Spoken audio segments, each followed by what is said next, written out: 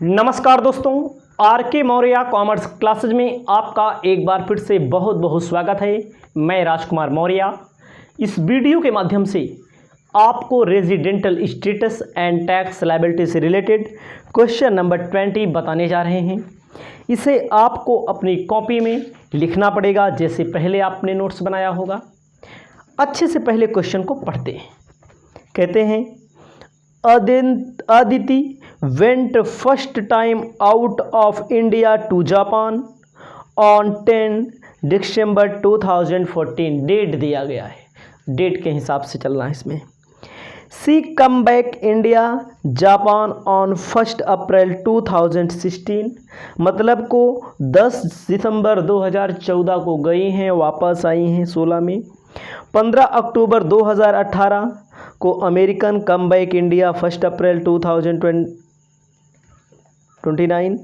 The previous year 2021 she was India for only 62 day. आपको ध्यान देना है भैया, इसमें यही कहा गया है कि अदिति जी हैं 10 दिसंबर को पहली बार भारत से बाहर गईं। कहाँ पर? जापान पर। 1 अप्रैल 2016 को लौटी। 15 अक्टूबर 2018 को अमेरिका गई लौटी। प्रीवियस ईयर में 62 डे इंडिया में रही हैं। जब कोई कहीं घूमने जाता है तो उसके लिए बेस कंडीशन क्या क्या होती है? वैसे नॉर्मल बेस कंडीशन 182 डे है, 182 दिन इंडिया में रहना ज़रूरी है, और उसके साथ पिछले 4 सालों में 365 दिन। पिछले से नहीं मतलब होता, 182 दिन और एडिशनल कंडीशन पूरा करना, वो मैंने आपको क्वेश्चन बताया है। तो इसमें प्रीवियस ईयर में 62 दिन रह रही हैं कि दूसरी वाली मेन कंडीशन को पूरा कर रही हैं, तो ऑर्डिनरी रेजिडेंट होगा। सीधी सी बात है, ज़्यादा कुछ लंबा ना करेंगे, क्योंकि अगर लंबा करेंगे तो वीडियो लंबा बन जाएगा। आपको लिखना है यहीं पर बेस ईयर और एडिशनली बेस कंडीशन और एडिशनल कंडीशन, मतलब कि आधार शर्त और अतिरिक्त शर्त जब पूरा कर रही हैं तो साधारण निवासी होंगी।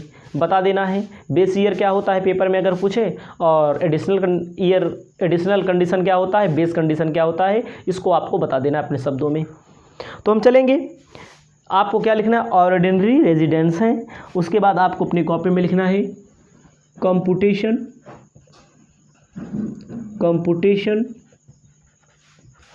Of gross total income for the assessment year आप लिख लेंगे। तो जब ऑर्डिनरी रेजिडेंट हैं तो कौन कौन सी कंडीशन पे टैक्स लगेगा? पहला कहता है कैपिटल गेन से इनको पैसा कमाए हैं 4.5 लाख रुपया। कितना पैसा कमाए हैं? 4.5 लाख रुपया कैपिटल गेन से पैसा कमाए हैं। Capital gain receive from India, ऐसे लिख लेना है, capital gain received in India. तीनों कंडीशन में कोई भी अमाउंट कमाया जाएगा, इंडिया में रिसीव हो, तीनों कंडीशन में टैक्सेबल होगा। बहुत आसानी से बता दे रहे हैं, बहुत छोटा वीडियो बना रहे हैं। दूसरा है हाउस प्रॉपर्टी जापान में कमाए हैं। जापान इंडिया से बाहर है, इंडिया से बाहर कोई इनकम होती है तो तीनों में टैक्सेबल थोड़ी ना होती है, पहले में ही होती है। ये पहला वाला है, ये क्योंकि ऑर्डिनरी रेजिडेंट है। इनकम फ्रॉम हाउस प्रॉपर्टी कितना, कहाँ कमाई हैं? इंडिया के बाहर कमाई हैं, जापान में कमाई 2,52,000 रुपया। क्वेश्चन में भी बोला गया है कि आधा पैसा जमा उमा किया गया है, रिसीव हुआ है इंडिया में, और आधा पैसा कोई भी कंडीशन हो यहाँ पर पूरा लिखा जाएगा 2,52,000 रुपया। ठीक है, क्योंकि तीनों में कंडीशन होती है। ए में होता है पहले में सब दशा में टैक्स लगेगा, एग्जेम्प्ट वाली इनकम को छोड़ करके। तो पहले में आपको दिखाना है बस, उसके बाद नहीं दिखाना है। अगला है profit of a business situated in America. लिखा जाएगा profit of business situated in America. America में कितना रुपया? 8,40,000। इंडिया से कंट्रोल हो रहा है तो 2 में कंडीशन में टैक्स लगेगा। तो यहाँ पर एक के पूछे हैं, पहले दूसरे में लगता है तो पहले में लगेगा, पहला टैक्सेबल हो जाएगा। 4th नंबर आपको ध्यान देना है, डिविडेंड फ्रॉम अमेरिकन कंपनी से डिविडेंड रिसीव हुआ है। डिविडेंड विदेशी कंपनी से रिसीव हुआ है, फ्रॉम फॉरेन कंपनी। कितना भैया, कितना रिसीव हुआ है? 2,50,000। 17,92,000 रुपया ग्रॉस टोटल इनकम आंसर दिया है। जोड़ लेंगे 17,92,000। आपका उत्तर आ चुका है। इसे आप अपनी कॉपी में लिख सकते हैं, सीधी सी बात है। जब लिख लेंगे तो ज़्यादा बड़ा वीडियो तो बन नहीं रहा है, तो इसी में हम आपको 21वां नंबर भी ऐसे बता देते हैं शॉर्ट में। इतना क्वेश्चन मैंने बता दिया है, अगर आप समझदार हैं तो लगा ही लेंगे, कोई दिक्कत नहीं है, क्योंकि बता दिया इतना क्वेश्चन। अब इसमें भी पूछा है 21 में भी, कहता है कुंदन खान की का मामला है, भारतीय नागरिक हैं, Indian citizen. Kundan Khan is an Indian citizen. He went outside India 15 August 2020. Service in a company Japan. Come back India 1st March 2021. Meet his family during the previous year. Detail receipt were as follows. 15 अगस्त 2020 को नौकरी पाने के लिए भारत के बाहर गए हैं। 1 मार्च 2021 को अपने परिवार मिलने वापस आए हैं। ध्यान दीजिएगा, ये कौन से रेजिडेंट होंगे, कब गए हैं? 1 अप्रैल 2020 को भारत के बाहर गए हैं।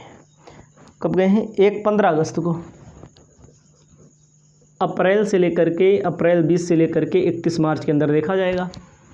तो अप्रैल रहे इंडिया में, मई रहे, जून रहे, जुलाई रहे, 15 अगस्त को चले जा रहे हैं ना। 15 अगस्त को जब चले जा रहे हैं तो ध्यान दीजिएगा, तो कब तक इंडिया में रहे हैं यही आपको ध्यान देना है। अप्रैल रहे, मई रहे, जून रहे, जुलाई रहे, अगस्त में 15 दिन रहे, 168 दिन रहे। वापस कब आ रहे हैं?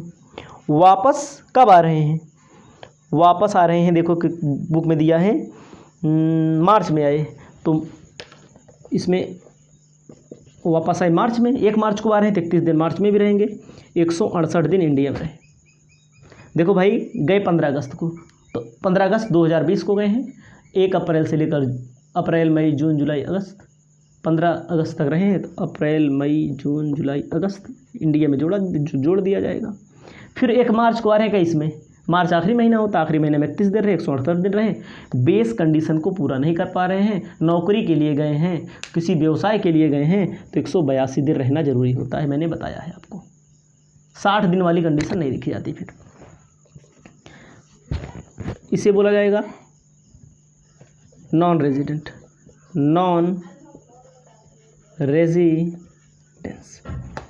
ये हो गया आपका नॉन रेजिडेंट। अब आता है क्वेश्चन सॉल्व करने की बारी। क्वेश्चन सॉल्व करने की बारी आती है तो इन्होंने कहा है, जो कहा है, पैसा कहाँ से कमाए हैं, कह रहे हैं इन्होंने जापान में वेतन से आय की गणना करनी है। देखो, जापान में सैलरी पाए हैं, जापान इंडिया के बाहर है, जहाँ भी गए हैं वहाँ सैलरी पा रहे हैं, इंडिया के बाहर है। जब नॉन रेजिडेंट है तो इसमें टैक्स इनको देना ही नहीं पड़ेगा। तो आप चाहे लिख दो चाहे ना लिखो, तो हम लिख के बता देते हैं आपको, कोई दिक्कत नहीं होगी, क्योंकि अभी तक लिखे हैं। अब आखिरी पड़ाव पे जब होता है ना, सोचते हैं जल्दी से चैप्टर को समाप्त करके अगला चैप्टर शुरू करें, ऊब जाया करता है। आप भी ऐसा होता होगा, आपको भी। तो आपको लिखना है मिस्टर कुंदन खान की टोटल इनकम, कुंदन जी की gross total income, computation of gross total income. पहला है नॉन रेजिडेंट की कंडीशन में आपको पता करना है टैक्सेबल है कि नहीं। नॉन रेजिडेंट, अनिवासी की दशा में पहला कह रहे हैं भैया, पहला income from salary in Japan India के बाहर है तो केवल पहली कंडीशन में टैक्सेबल होता था, हमसे लास्ट कंडीशन पूछ रहा है। Income from salary in Japan exempt होगा, आपको इसे लिख देना एग्जेम्प्ट, क्योंकि नॉन रेजिडेंट में एग्जेम्प्ट होता ही है। दूसरा आपको ध्यान देना है, interest on debenture of Indian company receive in Japan. India में डिबेंचर लिए हैं किसी कंपनी में, वहाँ से इनको वो मिल रहा है, ब्याज मिलता है, डिबेंचर पर ब्याज मिलता है, इंटरेस्ट मिल रहा है, तो भैया टैक्स दे दो, इंडिया में है, कमाई इंडिया में हुई है। Interest of debenture in India taxable होगा, जो भी होगा। बाहर ले जाओ चाहे जहाँ ले जाओ, पहले इंडियन टैक्स हुआ दे दो, उसके बाद ले जाओ भैया। दिया है 18,000 रुपया क्वेश्चन में, 18,000 दिया है। तीसरा नंबर कह रहा है राजस्थान में इनकी हाउस प्रॉपर्टी है।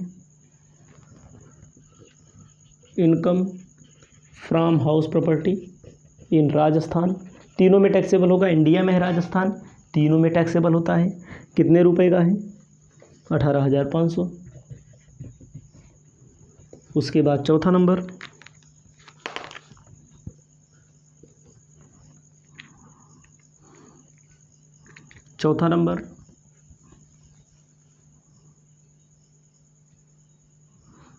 विदेशी कंपनी से डिविडेंड प्राप्त किए हैं।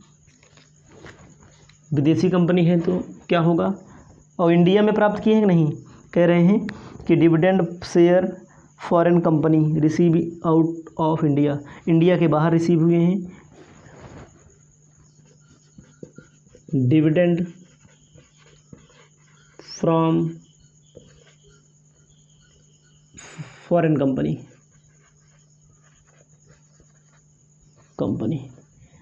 पहली कंडीशन में टैक्सेबल होगा और कंडीशन में एग्जेम्प्ट होता है, क्योंकि भारत के बाहर का है, इंडिया के बाहर का है, इंडिया के बाहर ही रिसीव किए हैं। जब इंडिया में रिसीव करते तो तीनों में होता, जब तीनों में होगा तभी यहाँ पैसा लिखना है, जब तीनों में नहीं होगा, पहले दूसरे में होगा तो कुछ नहीं करना है, यहाँ पर आपको एग्जेम्प्ट लिख देना है। उसके बाद कह रहे हैं राजस्थान में एग्रीकल्चरल इनकम, एग्रीकल्चरल आपको पता है एग्जेम्प्ट होता है। इनकम इन राजस्थान इंडिया में है, एग्जेम्प्ट होगा। उसके बाद 6 नंबर आपको ध्यान देना है, जापान की फर्म से ब्याज प्राप्त, जापान में प्राप्त किया है, जापान में फर्म में कहीं पैसा लगाए हैं, ये भी एग्जेम्प्ट होगा।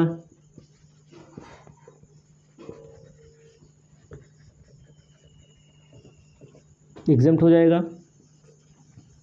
7वां नंबर एग्जेम्प्ट होगा क्योंकि इंडिया के बाहर का है, इंडिया का होता तब भी एग्जेम्प्ट होता है, इसको ध्यान दीजिएगा। उसके बाद क्या है,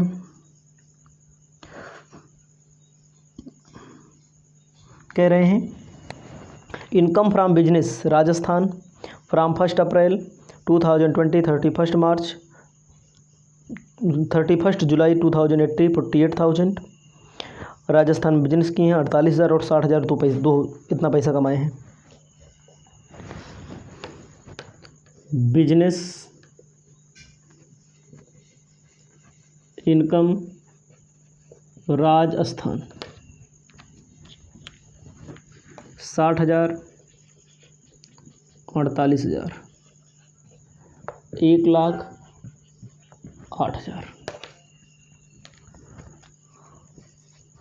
8वां नंबर पब्लिक प्रोविडेंट फंड में है, पब्लिक प्रोविडेंट फंड एग्जेम्प्ट होता है। Public PPF public provident fund जो होता है एग्जेम्प्ट होता है, इसको भी आपको याद रखना है, पब्लिक प्रोविडेंट फंड एग्जेम्प्ट होता है। उसके बाद अगला भारतीय साझेदारी फर्म किया है, कहा है हिंदी में, इंग्लिश में कहा है पार्टनरशिप फर्म में प्रॉफिट मिल रहा है। Profit of partnership firm exempt होता है, इसको मैंने आपको बताया ही है पहले ही। उसके बाद भारतीय कंपनी से डिविडेंड 5,000 रुपये मिल रहा है। पहले एग्जेम्प्ट रहता था भैया, अभी टैक्सेबल हो गया। पहले एग्जेम्प्ट रहता था, अब टैक्सेबल हो गया। डिविडेंड नियम बदल गया है। उसके बाद कह रहे हैं कृषि आय, एग्रीकल्चरल इनकम एग्जेम्प्ट होता है। एग्रीकल्चरल इनकम एग्जेम्प्ट होता है। इसको जब आप जोड़ लेंगे 18, 18 36, 36 5 41, 41,500 सॉरी 1,08,000 भी आ जाएगा, 1,49,500।